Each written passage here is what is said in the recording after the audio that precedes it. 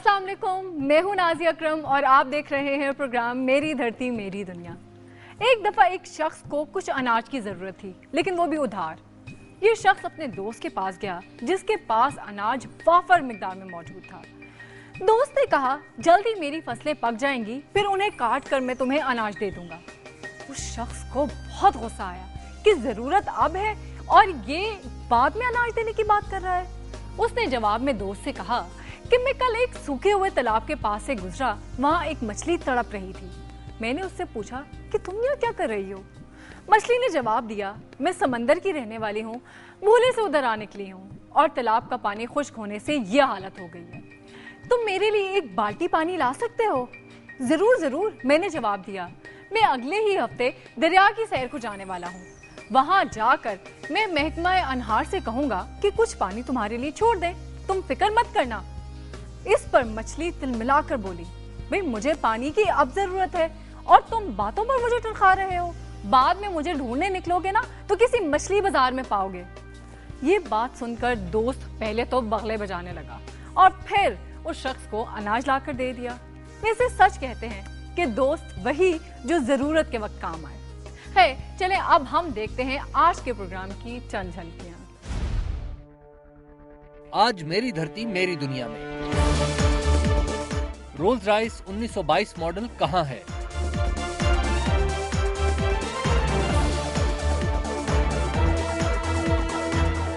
बचपन, जवानी, बुढ़ापा, क्या अच्छा। मीनार पाकिस्तान, तारीख से सियासत तक।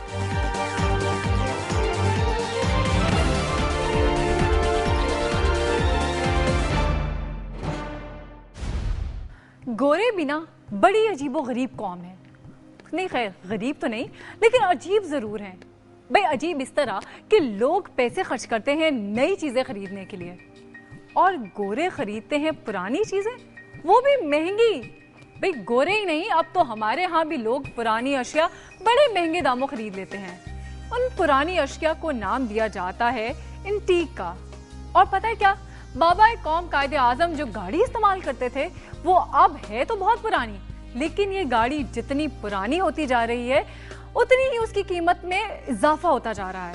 कायदे आजम के बाद ये गाड़ी और भी नामवर शख्सियात के पास रही और अब ये शान बढ़ा रही है एक निजी होटल की। इस गाड़ी के हवाले से मजीद जानते हैं इस रिपोर्ट से।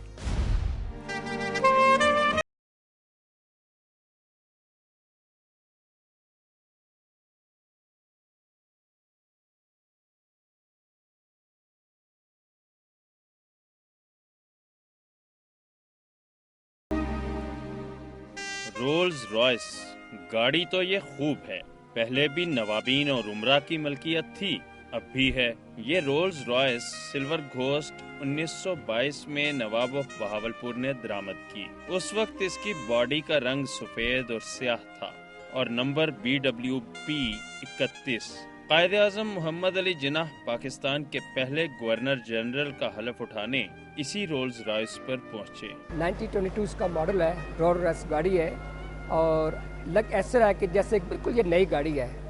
और ये गाड़ी हमने नवाब बहावलपुर से हमने ये गाड़ी ली थी और इस गाड़ी को ऑनर हासिल ये है कि हमारे कायद आज़म मोहम्मद अली जिन्नाह साहब जब भी कभी बहावलपुर जाया करते थे और इसी गाड़ी के ऊपर वो सफ़र किया करते थे। ये रोल्स रॉयस माहो साल का सफर तय करने के बाद अब लाहौर के एक होटल में बड़ी शान और शौकत से खड़ी है।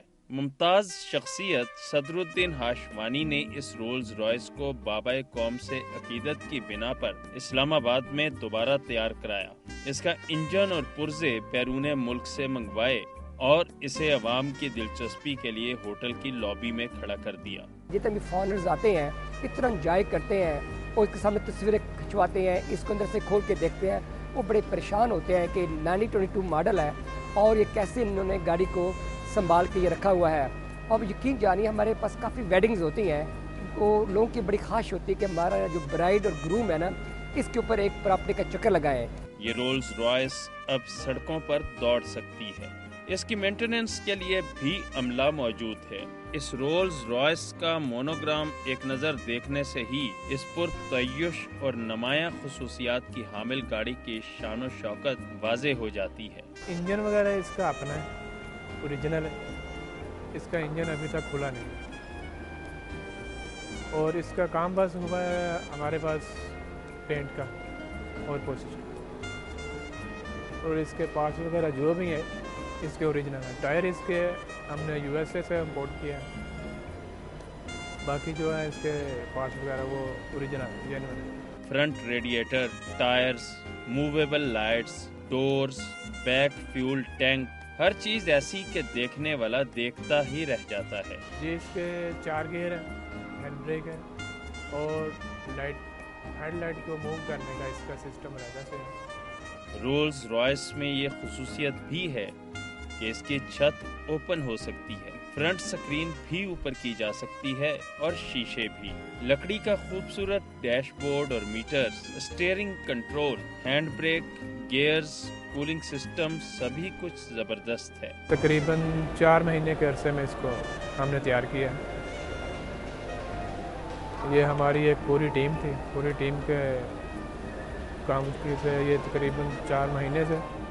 रोल्स रॉयस को सामने मौजूद हैंडल घुमाकर भी स्टार्ट किया जा सकता है और इग्निशन से भी। मैरून कलर की आरामदेह सीट्स के साथ साथ एक्स्ट्रा फोल्डिंग सीट्स की तनसीब भी की गई है। दरवाजों के लिए लकड़ी और हाथी दांत के बनी हैंडल्स इस्तेमाल किए जाते हैं। रोल्स रॉयस के तारों वाले टायर ओरिजिनल हैं, लेकिन इसकी हिफाजत के लिए कवर्स इस्तेमाल किए जाते हैं। चारों दरवाजे इसके शाहाना अंदाज के गवाह हैं। दौरे जदीद में गाड़ियों के जदीद तरीन मॉडल्स के बावजूद ये रोल्स रॉयस अहले वतन के लिए एक तारीखी कार से बढ़कर भी कुछ है। जनाब, अब हमें लेनी है एक ब्रेक। कहीं मत जाएगा क्योंकि हमें अभी आपको बहुत सारी चीजें दिखानी और बतानी है। सो मिलते हैं ब्रेक के बाद।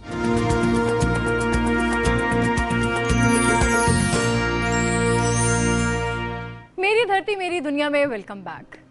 मीनारों में एक मीनार है, मीनार पाकिस्तान, जो सिर्फ मीनार ही नहीं बल्कि उसमें एक पूरी तारीख समोई हुई है। मीनार पाकिस्तान, जिसे उर्फे आम में यादगार भी कहा जाता है, ये यादगार याद दिलाती है उस वक्त की जब नया मुल्क पाकिस्तान बनने की करारदाद मंजूर हुई थी। और जनाब, ये करारदाद क्या थी? बस यूं समझ लें कि बड़े सगीर के मुसलमानों के लिए अलहदा वतन के क़याम का एक ऐलान था। इस मीनार की सियासी अहमियत भी है और तारीखी भी और तफरीही भी, और लोग अपने इंटरेस्ट के मुताबिक इस जगह को इस्तेमाल करते हैं। सियासी रुझान रखने वाले यहाँ जलसो जुलूस निकालते हैं और तकरीरें करते हैं। तारीख में दिलचस्पी रखने वाले तारीख का खोज लगाने यहाँ आते हैं और तफरीही की गर्ज से आने वाले यहाँ सैर करते हैं और पतंगे भी उड़ाते हैं। जब यहाँ इतने सारे काम होते हैं तो फिर हम ये क्या करें? भाई हम भी चलते हैं ना मीनार पाकिस्तान।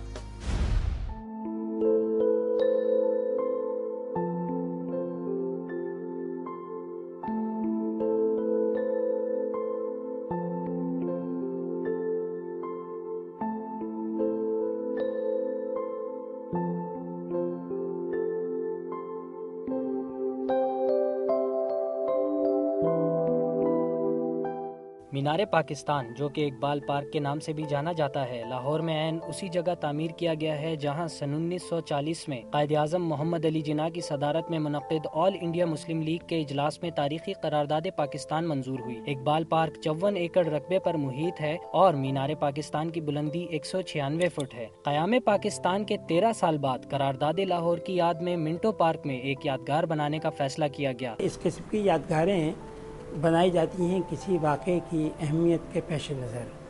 ये 1971 का जो वाक़या हुआ है, मशरक़ी पाकिस्तान की अलहदगी, तो उसके बाद से यहाँ पर लोगों के अंदर काफ़ी मायूसी थी।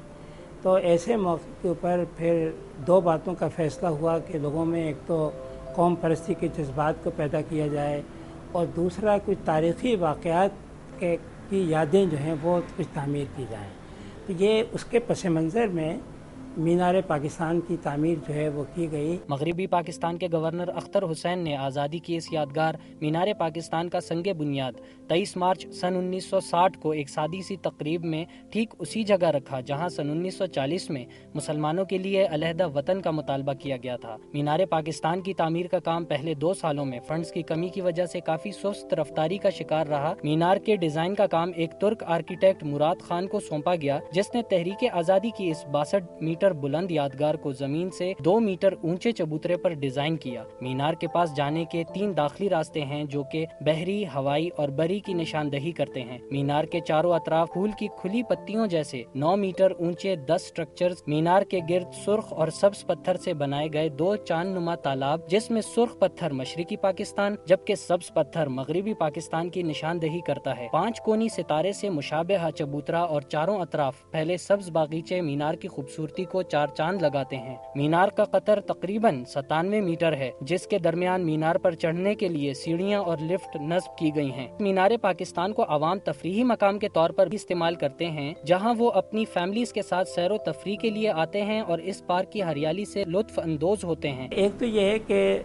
उस यादगार की वजह से लोग वहाँ पर आते हैं उसको देखने के लिए, और दूसरा चूँकि खुली जगह है, सब्ज़ा है, और यहाँ के मौसम आप जानते हैं अगर बहुत सख्त गर्मी है तो लोगों को ज़रूरत होती है खुली जगहों पे जाने के लिए। मीनार के सामने बादशाही मस्जिद वाक़ है। मीनार के अतराफ 4 चबूतरे बनाए गए हैं। सर बहुत अच्छा फील हो रहा है, बहुत ज़बरदस्त मज़ा आ रहा है यहाँ पे। यहाँ के लोग बहुत अच्छे हैं, जिंदा दलाने लाहौर है ये, और 1947 के हमें याद दिलाता है ये। यहाँ का मौसम बड़ा खुशगवार है। हम लोग कराची के हैं और वहाँ का माहौल जैसे वहाँ पे टेररिज्म हो रहा है, मेरे लिहाज से उस हिसाब से देखा जाए तो बहुत अच्छा है यहाँ का निज़ाम। मीनार के नीचे मेहराबी स्ट्रक्चर में सफ़ेद संगे मरमर पर अल्लाह के 99 सिफाती नाम, करारदाद लाहौर और करारदाद दिल्ली की इबारात उर्दू, बंगाली और अंग्रेजी ज़बान में कुनंदा हैं। करारदाद पाकिस्तान बरे सग़ीर के मुसलमानों की जद्दोजहद का ही नतीजा है। आज से 68 बरस कबल इसी जगह कायद-ए-आज़म मोहम्मद अली जिन्ना ने बरे सग़ीर के मुसलमानों के लिए एक अलहदा वतन का तस्वुर पेश किया था, जिसके नतीजे में पाकिस्तान मोरिज़ वजूद में आया। आज ज़रूरत इस अमर की है कि इस सरजमीन को क़ायद का पाकिस्तान बनाने के लिए मिलकर भरपूर कोशिश की जाए। कैमरा टीम के साथ सैयद उबैद अली शाह, दुनिया न्यूज़, लाहौर। जनाब, अब वक्त है ब्रेक का, लेकिन ब्रेक पे जाने से पहले एक काम करते हैं और सुनते हैं धरती के मुख्तलिफ इलाकों से मुख्तसर सी न्यूज़। तो आप सुनिए और हम मिलते हैं ब्रेक के बाद। तूफानी बारिश और तेज हवाओं से शहर की गलियां बाजार पानी से भर गए। मकामी एमएनए पीर मोहम्मद असलम बोदला की रिहाइशगाह में पानी दाखिल हो गया। कच्ची दीवारें और दरख्त गिर गए। टीएमए का सीवरेज सिस्टम भी बंद। आमदोरफ्त के लिए रास्ते बंद हो गए। शहरियों को शदीद मुश्किलात का सामना। लारी अड्डे की हालत भी बारिश की वजह से इंतहाई खराब। शहर के अंदर मेन होल के ढक्कन गायब होने की वजह से किसी भी वक्त कोई हादसा रूनुमा हो सकता है। बारिश की वजह से शहर भर में बिजली का निजाम तरम बरम हो गया। घरों में बिजली के वोल्टेज कम होने की वजह से कीमती अशिया जल गई हैं। गुजरांवाला में शेखुपुरा रोड पर 6 डाकू निजी बैंक के अमले और कस्टमर्स को यरगुमाल बनाकर 50 लाख रुपए लूटकर फरार हो गए। गुजरांवाला थाना सब्जी मंडी के इलाके में कार सवार 6 डाकू बैंक में दाखिल हुए और असलहे के जोर पर बैंक के 2 सिक्योरिटी गार्ड्स, अमले और कस्टमर्स को यरगुमाल बनाकर 50 लाख रुपए लूटने के अलावा बैंक में लगे कैमरों की सीसीटीवी फुटेज लेकर बआसानी फरार हो गए। वाकये की इत्तला मिलते ही थाना सब्जी मंडी पुलिस समेत आला हुक्काम ने मौका पर पहुंचकर तफ्तीश का आगाज कर दिया। बैंक में यरगुमाल बनाए गए कस्टमर्स और अमले का कहना है कि तमाम डाकू आपस में पश्तो ज़बान में बातचीत कर रहे थे। वज़ीर आला पंजाब के हुक्म पर सेक्रेटरी एजुकेशन ने स्कूल मैनेजमेंट काउंसिल के फंड में 55 लाख की करप्शन में मुलव्विस डीईओ जनाना, एईओ समेत 8 अहलकारों को मुअत्तल करके मुश्तरका इंक्वायरी का हुक्म दे दिया। करप्शन में मुलव्विस मरकजी मुलजिम महकमा की मिली भगत से बैरून मुल्क फरार हो गया। पंजाब टीचर्स यूनियन के ओहदेदारों ज़ियाउल मुस्तफ़ा सिलहरिया, राना मुकीम, नजर चीमा ने डीईओ जनाना और दीगर अमले के खिलाफ स्कूल मैनेजमेंट कमेटी के फंड्स में 55 लाख रुपए खुर्द-बुर्द करने पर तहरीरी दरखास्तें रखी थी। टीएमए फोर्टाबास के एहलकारों की मिलीभगत से मुकामी ठेकेदार ने शहर की सबसे बड़ी वाटर सप्लाई के जेर जमीन पानी साफ करने वाले तालाबों की पुरानी छतें उखाड़कर 6 टन पुराना सरिया खुर्द-बुर्द कर लिया। दुनिया न्यूज की टीम जब मौके पर पहुंची तो ठेकेदार का मुलाजिम ट्रैक्टर ट्रॉली पर सरिया लाद कर दूसरे शहर ले जा रहा था। टीएमए के एहलकारों ने भी बताने के बावजूद अदम दिलचस्पी का इजहार किया और उनमें से कोई भी मौका पर न पहुंच सका और ठेकेदार चोरीशुदा सरिया ले जाने में कामयाब हो गया।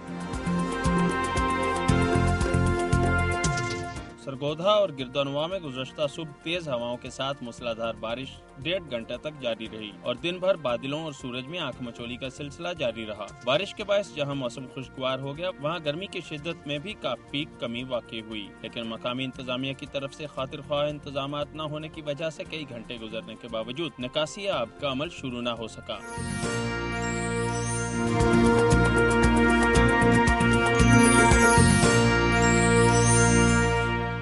और जनाब अब वक्त हो गया है प्रोग्राम में शामिल करने का आपका फीडबैक। तो जनाब हमें मैसेज किया है एमन ने और एमन कहती हैं कि मुझे ये प्रोग्राम बहुत अच्छा लगता है।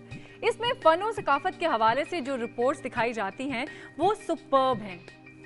बहुत बहुत शुक्रिया एमन आपका।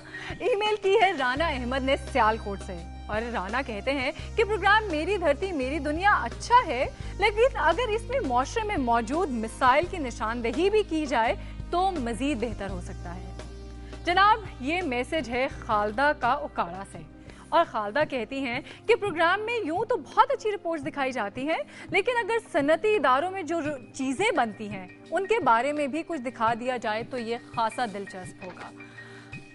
शहरोज खान ने ईमेल की है सवात से और शहरोज कहते हैं कि वादी सवात के हवाले से जो रिपोर्ट्स दिखाई वो उन्हें बहुत पसंद आई।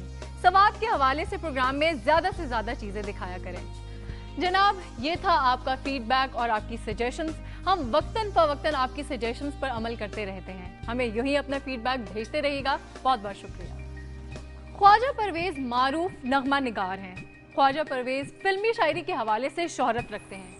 उन्होंने बेशुमार गाने लिखे हैं और पता है क्या, मलका तरन्नुम नूरजहां ने उनके 5000 से ज्यादा गाने गाए। ख्वाजा परवेज अमृतसर से हिजरत करके आए लाहौर। ख्वाजा साहब खुद तो बस गए लाहौर में, लेकिन अमृतसर बस गया उनके दिल में। अमृतसर की गलियां, चौबारे, अमृतसर की फिजा, वहाँ के खाने और वहाँ गुजरा बचपन वो आज भी नहीं भूले।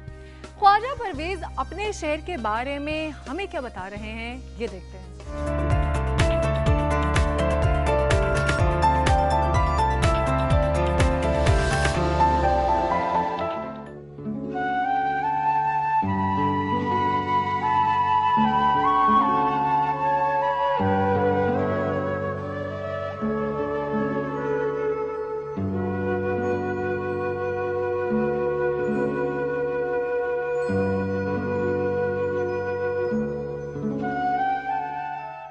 अमृतसर जिसकी दरबार साहब है, जहाँ जिसकी बुनियाद मियाँ मीर साहब ने रखी थी, तो मैं वहाँ पैदा हुआ था 1932 में। तो उसमें और 28 दिसंबर थी। जन्मभूमि जिसको कहते हैं ना, कि जहाँ आप पैदा हुए हैं, अमृतसर, हाथी गेट, वहाँ मैं समझता हूँ कि दुनिया में उससे खूबसूरत टुकड़ा ही कोई नहीं है सारी दुनिया में, इंक्लूडिंग लाहौर जो मेरी अब जान है। अब तो हम लाहौर में ही हैं। पंडित बैजनाथ हाई स्कूल बड़ा ही अच्छा स्कूल। वहाँ फारसी के प्रोफेसर जोगिंदर सिंह हेडमास्टर थे, पंडित लेखराज, एक सेकंड मास्टर थे पंडित भगत राम। इतने आलम, इतने फाजल। जोगिंदर सिंह जो थे उन्होंने हमें फारसी पढ़ाई, उनका पढ़ाया उर्दू तो हमें बाद में काम आया ना। गुलाम मयूद्दीन मेरा नाम था, मुझे गुलामू कहते थे वहाँ स्कूल में। 1900 लड़का था जिसमें 15 मुसलमान थे। वो मुसलमानों को रखते ही नहीं थे, मतलब उनका अपना एक था। लेकिन जब दाखिल हो जाते थे तो फिर वो लोग बड़ी मोहब्बत से करते थे। मेरे वालिद साहब थे, उनका अपना फैक्ट्री थी, पंखों का काम था, इंटरनेशनल फैन फैक्ट्री थी अपनी। अल्लाह का बड़ा करम था। मोहल्ले के लोग जितने थे उनमें से हमारी गली में जितने हिंदू रहते थे ना या सिख, उनमें से 80% हमारे मुलाजम थे। वो बिल्कुल ऐसे हमें पालते थे जैसे हम उनकी औलाद होते हैं, अपनी औलाद से ज़्यादा हमें ख्याल कर। हर चीज़ खूबसूरत थी। मैं अमृतसर की गलियां भी खूबसूरत थी। वहाँ एक बिजली वाली नहर थी जहाँ हम लोग हफ्ते के हफ्ते जाते थे, मुसलमान हिंदू सिख, देगे पका के बिरयानी और आम लेके वहाँ जाना, सारा सारा दिन वहाँ गुजारना। वहाँ इतनी मुआशी प्रॉब्लम्स नहीं थी और हर बंदा इस काबिल था कि वो थोड़ा सा तफरीह के लिए टाइम निकाल सके। एक ठंडी खूह थी अमृतसर में, उसका पानी इतना ठंडा था कि शायद जन्नत में भी इतना हो या ना हो। वो हमारी एक ट्रांसपोर्ट थी अमृतसर में जिसमें 100 शेयर होल्डर थे। मेरे भी उसमें 2 शेयर थे, मेरे वालिद की वजह से, मेरे तो नहीं, वालिद के भी थे। तो हमसे अमृतसर से बाहर निकले तो वो बसें भी साथ 50 ले आए। तो लाहौर में वो डिस्ट्रिक्ट ट्रांसपोर्ट के नाम से आते ही कैम हो गई और पहले आते ही हमारा महीना लग गया।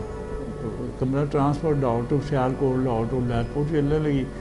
तो हमने एक मकान लिया किराए पे। अमृतसर में हमारे 7 मकान थे। वहाँ वैसे तो जो भी वहाँ से आता है करोड़पति होता है, लेकिन एक फैक्ट अभी आज भी हैं वहाँ। वो मकान थे तो मिट्टी उसमें से गिरती थी। हम रात को जागते भी थे और हल्का सा रोते भी थे।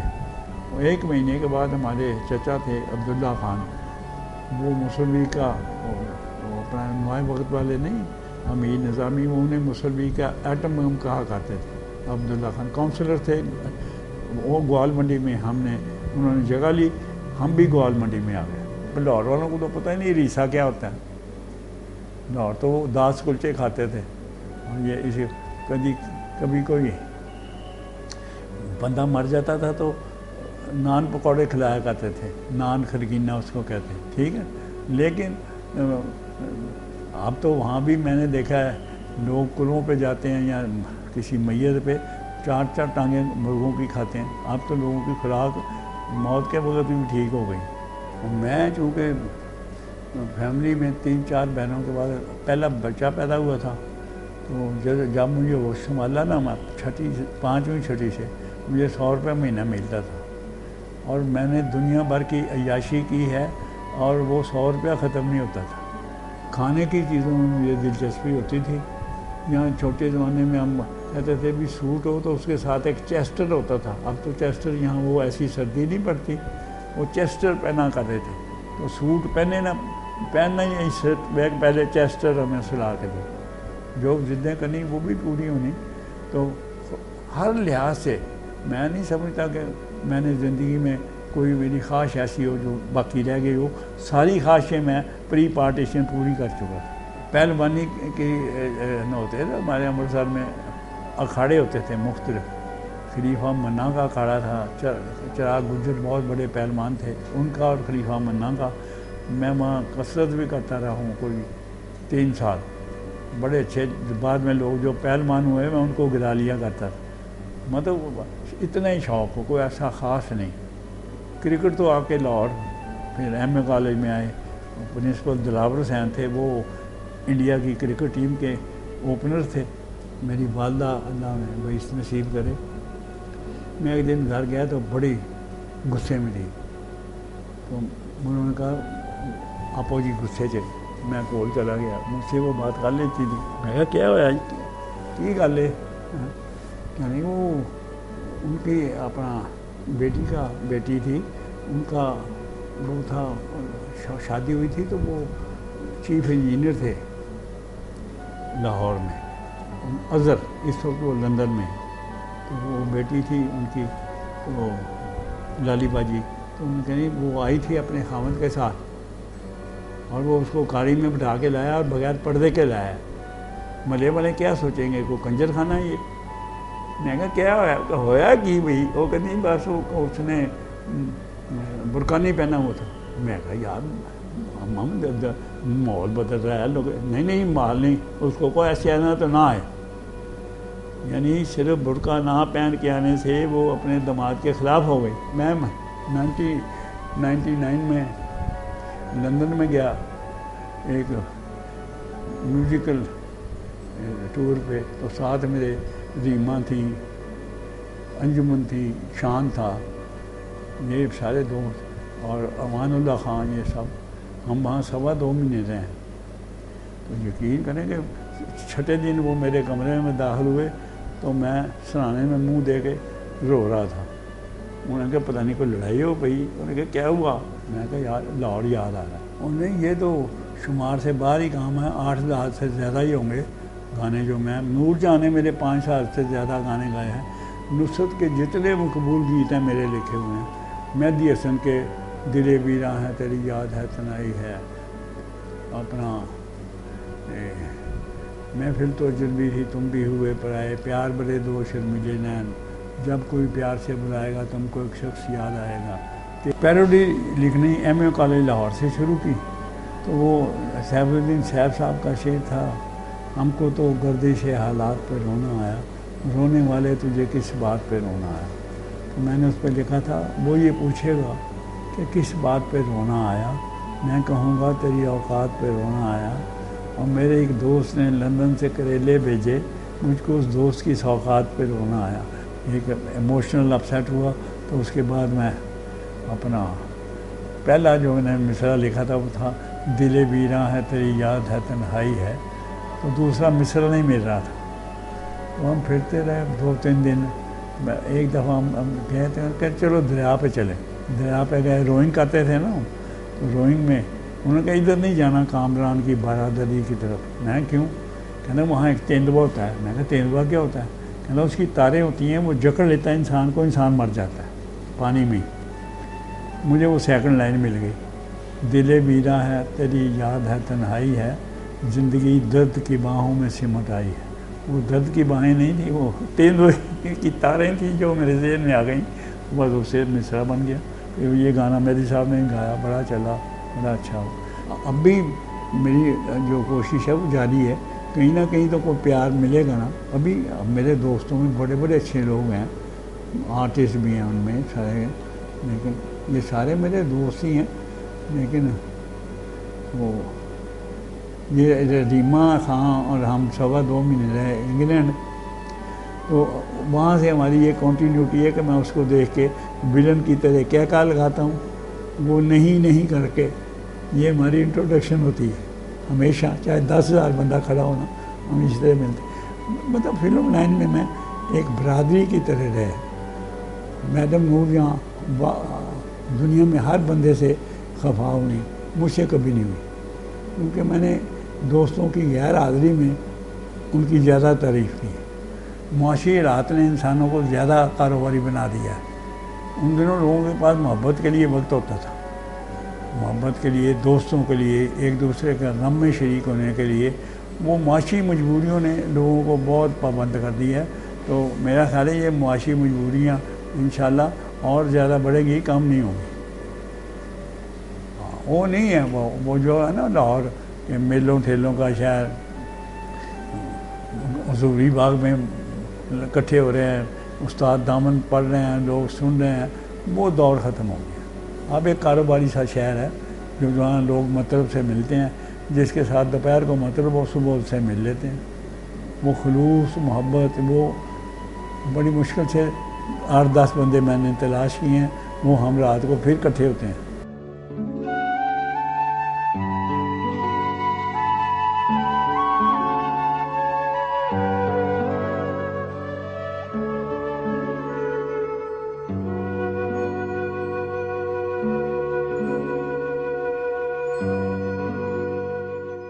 धरती मेरी दुनिया में वेलकम बैक। जब बच्चे छोटे होते हैं तो उनका दिल करता है कि वो फटाफट बड़े हो जाएं ताकि वो काम कर सकें जो बड़े करते हैं।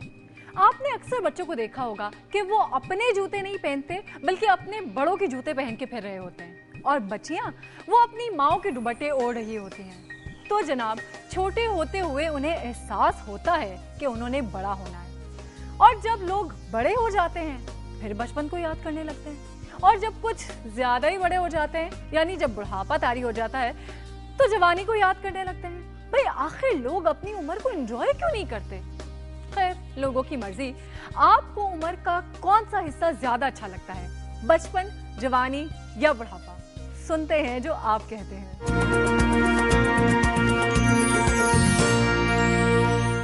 बुढ़ापा तो मेरे पे आया नहीं अभी, जवानी वाले फेज़ में मैं हूँ, लेकिन according to me the best time is obviously आपका बचपन। उसकी रीज़न ये है कि वो एक इनोसेंट सी एज होती है और इसमें आपको कोई टेंशन नहीं होती, कोई परेशानी नहीं होती, पैम्पर्ड ज़्यादा होते हो आप पेरेंट्स की वजह से। बचपने की जो इंस्पायर करती होती टाइम, जवानी में आने के बाद जो इंस्पायर करती होती है प्रोफेशनलिज्म, थोड़ा सा काम शाम भाग दौड़, आप कमा रहे हैं, आप अर्न कर रहे हैं, ये एक ऐसी चीज़ होती है जो जवानी में इंस्पायर कर रही होती है कि जी बचपन से आप जवानी को फोकस कर रहे होते हैं कि फिर हम ऐसा करेंगे, फिर गाड़ी चलाएंगे, अब्बू को काम करते देख रहे होते हैं कि हम भी ऐसे ऑफिस जाएंगे। बुढ़ापा डेफिनेटली भी आया नहीं है, लेकिन बुढ़ापे में अगर कोई चीज़ इंस्पायर करेगी तो वो होगी एक तो आपका मेच्योरिज्म, कि आप कितना मेच्योर हो जाएं और एक बहुत सोबर से आप मेच्योर आदमी है, और द मोस्ट इम्पॉर्टेंट थिंग कि जो फिर आपकी अगली जनरेशन है वो कितनी ओबीडियंट है आपके साथ, और like you have a family, complete family जो आपकी ओबीडियंट है और आप एक लीडर हैं उस पूरी फैमिली के। ये चीज़ है जो बुढ़ापे में थोड़ी सी इंस्पायर करती है।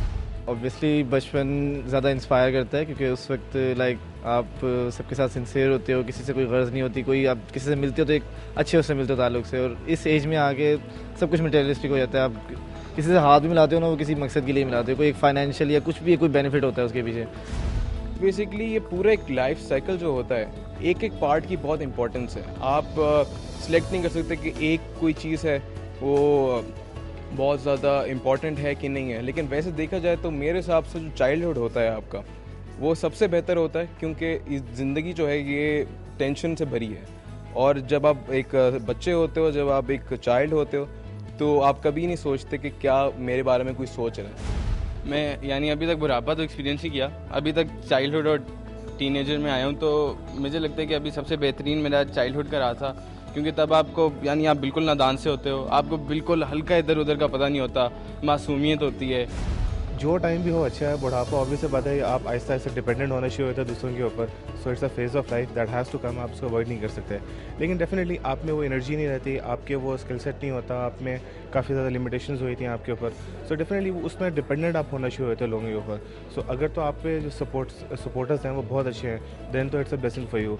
लेकिन इन केस अगर उसकी तरफ से थोड़ी सी भी कोई आप कमी पेशी है तो थोड़ा सा मुश्किल टाइम होता है आपके लिए। जो एक बंदा अपने लिए एंजॉयमेंट करता है विदाउट वरीज, वो टीन एज है। वो टीन एज होती है कॉलेज लाइफ, उसमें आपको कोई वरीज नहीं होती। जैसे जैसे आप टीन एज से यूनिवर्सिटी लेवल पे, कॉलेज से यूनिवर्सिटी लेवल पे जाते हैं, तो आपको प्रैक्टिकल लाइफ का फियर स्टार्ट हो जाता है कि आप आफ्टर योर स्टडीज़ आपने क्या करना है, व्हाट इज़ योर फ्यूचर। तो मेरे ख्याल से जो आपका कॉलेज लाइफ है ना, वो आपकी बेस्ट लाइफ है।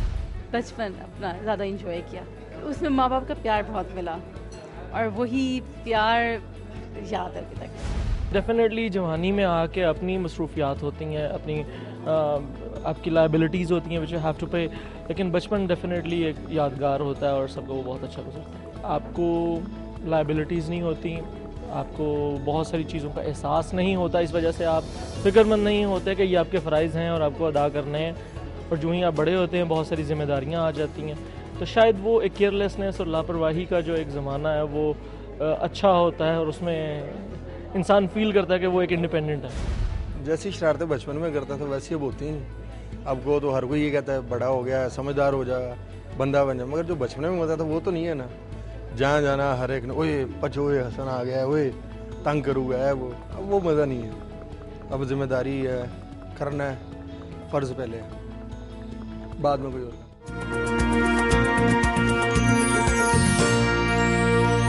शफी मोहम्मद मारूफ पाकिस्तानी अदाकार और रेडियो के कंपेयर थे। उन्होंने हैदराबाद रेडियो स्टेशन से अपने करियर का आगाज किया, रेडियो पर पेश किए जाने वाले ड्रामों में काम किया और फिर जल्द ही कराची टीवी स्टेशन में अदाकारी का आगाज कर दिया। पीटीवी में उनका पहला ड्रामा उड़ता आसमान था। इस ड्रामे में शफी मोहम्मद ने शानदार अदाकारी का मुजाहिरा किया और फिर उसके बाद वो पीटीवी के मारूफ तरीन अदाकार बन गए। पीटीवी के ड्रामे चांद ग्रहण, दायरे, आंच, बंद गुलाब और मोहब्बत ख्वाब की सूरत ने उनकी शोहरत को चार चांद लगा दिए।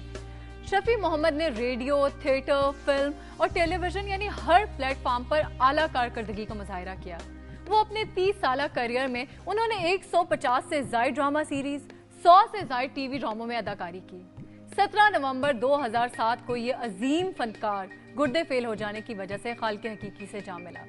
शफी मोहम्मद के ड्रामे आज भी लोग शौक से देखते हैं। और जनाब, आपको पता है, जब कोई कौमी और मुल्की सतह पर आला कारकर्दगी का मुजाहरा करे तो उसे तगमा दिया जाता है। जी मैं गलत नहीं बोल रही, ये जो लफ्ज तगमा है ना, ये असल में तगमा ही है, तमगा नहीं है। लेकिन गलतुल आम में लोग इसे तमगा बोलते हैं, तो इसीलिए ये ऐसे ही मशहूर हो गया है ना दिलचस्प सी बात। चलें इसी बात के साथ आज का प्रोग्राम खत्म करते हैं, फिर हाजिर होंगे मजीद दिलचस्प बातों के साथ। तब तक के लिए अल्लाह हाफिज।